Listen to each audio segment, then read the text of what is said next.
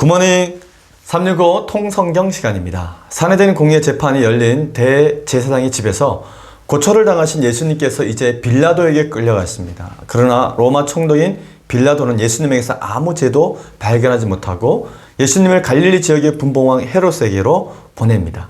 그러자 헤롯도 예수님을 신문합니다. 헤롯은 예수님을 희롱하고 다시 빌라도에게 보냅니다.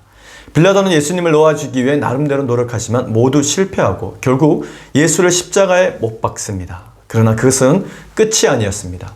예수님은 사흘 만에 사망 권세 이기시고 부활하십니다. 그리고 부활을 경험한 제자들은 다시 예루살렘으로 모이기 시작합니다. 자, 그럼 오늘의 성경 누가복음 23장에서 24장까지 읽겠습니다.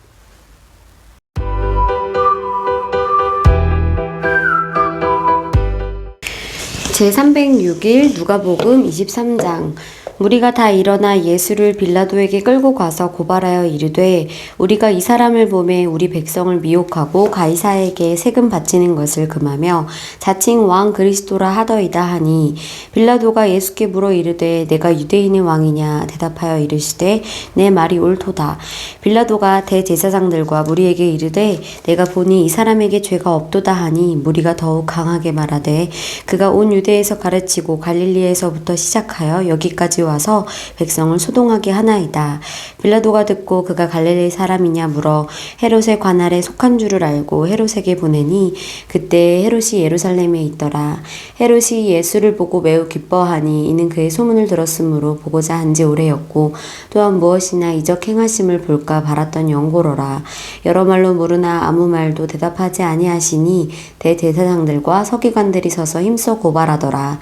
헤롯이 그 군인들과 함께 예수를 업신 여기며 희롱하고 빛난 옷을 입혀 빌라도에게 도로 보내니 헤롯과 빌라도가 전에는 원수였으나 당일에 서로 친구가 되니라. 빌라도가 대제사장들과 관리들과 백성을 불러 모으고 이르되 너희가 이 사람이 백성을 미혹하는 자라 하여 내게 끌고 왔도다. 보라, 내가 너희 앞에서 신문하였으되 너희가 고발하는 일에 대하여 이 사람에게서 죄를 찾지 못하였고 헤롯이 또한 그렇게 하여 그를 우리에게 도로 보내었도다. 보라, 그가 행한 일에는 죽일 일이 없느니라. 그러므로 때려서 놓겠노라.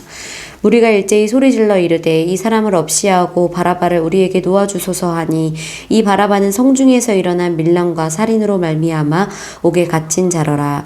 빌라도는 예수를 놓고자 하여 다시 그들에게 말하되 그들은 소리질러 이르되 그를 십자가에 못 박게 하소서 십자가에 못 박게 하소서 하는지라. 빌라도가 세 번째 말하되 이 사람이 무슨 악한 일을 하였느냐 나는 그에게서 죽일 죄를 찾지 못하였나니 때려서 놓으리라 하니 그들이 큰 소리로 재촉하여 십자가에 못 박기를 구하니 그들의 소리가 이긴지라.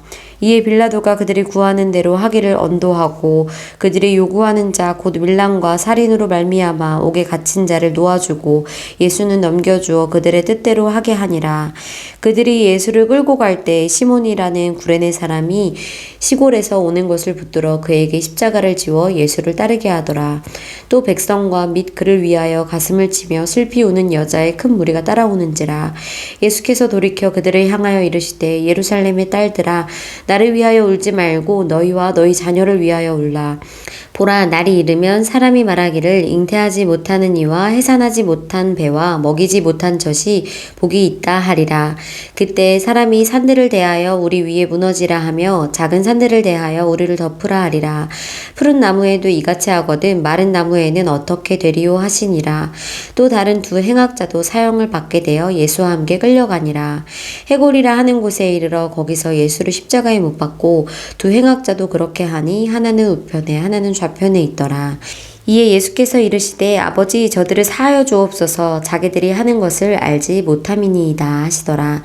그들이 그의 옷을 나눠 제비 뽑을새 백성은 서서 구경하는데 관리들은 비웃어 이르되 저가 남을 구원하였으니 만일 하나님이 택하신 자 그리스도이면 자신도 구원할지어다 하고 군인들도 희롱하면서 나와 신포도주를 주며 이르되 내가 만일 유대인의 왕이면 내가 너를 구원하라 하더라. 그의 위에 있는 유대인의 왕이라 쓴 패가 있더라. 아니하더라. 달린 행악자 중 하나는 비방하여 이르되 내가 그리스도가 아니냐 너와 우리를 구원하라 하되 하나는 그 사람을 꾸짖어 이르되 내가 동일한 정죄를 받고서도 하나님을 두려워하지 아니하느냐 우리는 우리가 행한 일에 상당한 보응을 받는 것이니 이에 당연하거니와 이 사람이 행한 것은 옳지 않은 것이 없느니라 하고 이르되 예수여 당신의 나라에 임하실 때 나를 기억하소서 하니 예수께서 이르시되 내가 진실로 내게 이르노니 오늘 내가 나와 함께 낙원에 있으리라 하시니라. 때가 제6시쯤 되어 해가 빛을 잃고 온 땅에 어둠이 임하여 제9시까지 계속하며 성소의 휘장이 한가운데가 찢어지더라. 예수께서 큰 소리로 불러 이르시되 아버지 내 영혼을 아버지 손에 부탁하나이다 하고 이 말씀을 하신 후 숨지시니라. 백부장이 그 된 일을 보고 하나님께 영광을 돌려 이르되 이 사람은 정령 의인이었도다 하고 이를 구경하러 모인 무리도 그 된 일을 보고 다 가슴을 치며 돌아가고 예수를 아는 자들과 갈릴리로부터 따라온 여자들도 다 멀리 서서 이 일을 보니라. 공회의원으로 선하고 의로운 요셉이라는 사람이 있으니 그들의 결의와 행사에 찬성하지 아니한 자라. 그는 유대인의 동네 아리마대 사람이요 하나님의 나라를 기다리는 자라. 그가 빌라도에게 가서 예수의 시체를 달라 하여 이를 내려 세마포로 싸고 아직 사람을 장사한 일이 없는 바위에 판 무덤에 넣어두니 이날은 준비일이요 안식일이 거의 되었더라. 갈릴리에서 예수와 함께 온 여자들이 뒤를 따라 그 무덤과 그의 시체를 어떻게 두었는지를 보고 돌아가 향품과 향유를 준비하더라. 계명을 따라 안식일에 쉬더라. 누가복음 24장. 안식 후 첫날 새벽에 이 여자들이 그 준비한 향품을 가지고 무덤에 가서 돌이 무덤에서 굴려 옮겨진 것을 보고 들어가니 주 예수의 시체가 보이지 아니하더라. 이로 인하여 근심할 때 문득 찬란한 옷을 입은 두 사람이 곁에 섰는지라. 여자들이 두려워 얼굴을 땅에 대니 두 사람이 이르되 어찌하여 살아있는 자를 죽은 자 가운데서 찾느냐 여기 계시지 않고 살아나셨느니라. 갈릴리에 계실 때에 너희에게 어떻게 말씀하셨는지를 기억하라. 이르시기를 인자가 죄인의 손에 넘겨져 십자가에 못 박히고 제3일에 다시 살아나야 하리라 하셨느니라 한데 그들이 예수의 말씀을 기억하고 무덤에서 돌아가 이 모든 것을 11사도와 다른 모든 이에게 알리니 이 여자들은 막달라 마리아와 요한나와 야고보의 모친 마리아라. 또 그들과 함께한 다른 여자들도 이것을 사도들에게 알리니라. 사도들은 그들의 말이 허탄한 듯이 들려 믿지 아니하나 베드로는 일어나 무덤에 달려가서 구부려 들여다보니 세마포만 보이는지라. 그 된 일을 놀랍게 여기며 집으로 돌아가니라.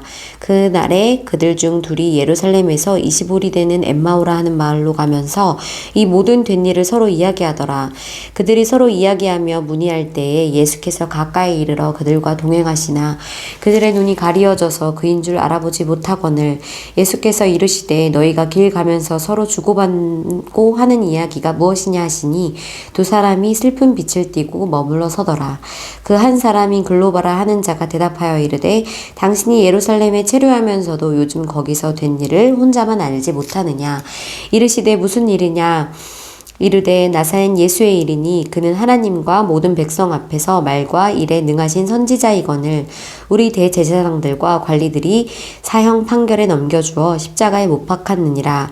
우리는 이 사람이 이스라엘을 속량할 자라고 바랐노라. 이뿐 아니라 이 일이 일어난 지가 사흘째요 또한 우리 중에 어떤 여자들이 우리로 놀라게 하였으니 이는 그들이 새벽에 무덤에 갔다가 그의 시체는 보지 못하고 와서 그가 살아나셨다 하는 천사들의 나타남을 보았다 함이라. 또 우리와 함께한 자 중에 두어 사람이 무덤에 가 과연 여자들이 말한 바와 같음을 보았으나 예수는 보지 못하였느니라 하거늘 이르시되 미련하고 선지자들이 말한 모든 것을 마음에 더디 믿는 자들이여 그리스도가 이런 고난을 받고 자기의 영광에 들어가야 할 것이 아니냐 하시고 이에 모세와 모든 선지자의 글로 시작하여 모든 성경에 쓴 바 자기에 관한 것을 자세히 설명하시니라. 그들이 가는 마을에 가까이 가매 예수는 더 가려 하는 것 같이 하시니 그들이 강건하여 이르되 우리와 함께 유하사이다. 때가 저물어 가고 날이 이미 기울었나이다 하니 이에 그들과 함께 유하러 들어가시니라. 그들과 함께 음식 잡수실 때에 떡을 가지사 축사하시고 떼어 그들에게 주시니 그들의 눈이 밝아져 그인 줄 알아보더니 예수는 그들에게 보이지 아니하시는지라. 그들이 서로 말하되 길에서 우리에게 말씀하시고 우리에게 성경을 풀어주실 때 우리 속에서 마음이 뜨겁지 아니하더냐 하고 곧 그때로 일어나 예루살렘에 돌아가 보니 11 제자 및 그들과 함께한 자들이 모여 있어 말하기를 주께서 과연 살아나시고 신분에게 보이셨다 하는지라. 두 사람도 길에서 된 일과 예수께서 떡을 떼심으로 자기에게 알려지신 것을 말하더라. 이 말을 할 때 예수께서 친히 그들 가운데 서서 이르시되 너희에게 평강이 있을지어다 하시니 그들이 놀라고 무서워하여 그 보는 것을 영으로 생각하는지라. 예수께서 이르시되 어찌하여 두려워하며 어찌하여 마음에 의심이 일어나느냐. 내 손과 발을 보고 나인 줄 알라. 또 나를 만져보라. 영은 살과 뼈가 없으되 너희 보는 바와 같이 나는 있느니라. 이 말씀을 하시고 손과 발을 보이시나 그들이 너무 기쁨으로 아직도 믿지 못하고 놀랍게 여길 때에 이르시되 여기 무슨 먹을 것이 있느냐 하시니 이에 구운 생선 한 토막을 드리니 받으사 그 앞에서 잡수시더라. 또 이르시되 내가 너희와 함께 있을 때에 너희에게 말한 바 곧 모세의 율법과 선지자의 글과 시편의 날을 가리켜 기록된 모든 것이 이루어져야 하리라 한 말이 이것이라 하시고 이에 그들의 마음을 열어 성경을 깨닫게 하시고 또 이르시되 이같이 그리스도가 고난을 받고 제3일에 죽은 자 가운데서 살아날 것과 또 그의 이름으로 죄 사함을 받게 하는 회개가 예루살렘에서 시작하여 모든 족속에게 전파될 것이 기록되었으니 너희는 이 모든 일의 증인이라. 볼지어다 내가 내 아버지께서 약속하신 것을 너희에게 보내리니 너희는 위로부터 능력으로 입혀질 때까지 이 성에 머물라 하시니라. 예수께서 그들을 데리고 베다니 앞까지 나가사 손을 들어 그들에게 축복하시더니 축복하실 때 그들을 떠나 하늘로 올려지시니 그들이 그에게 경배하고 큰 기쁨으로 예루살렘에 돌아가 늘 성전에서 하나님을 찬송하니라. 아멘.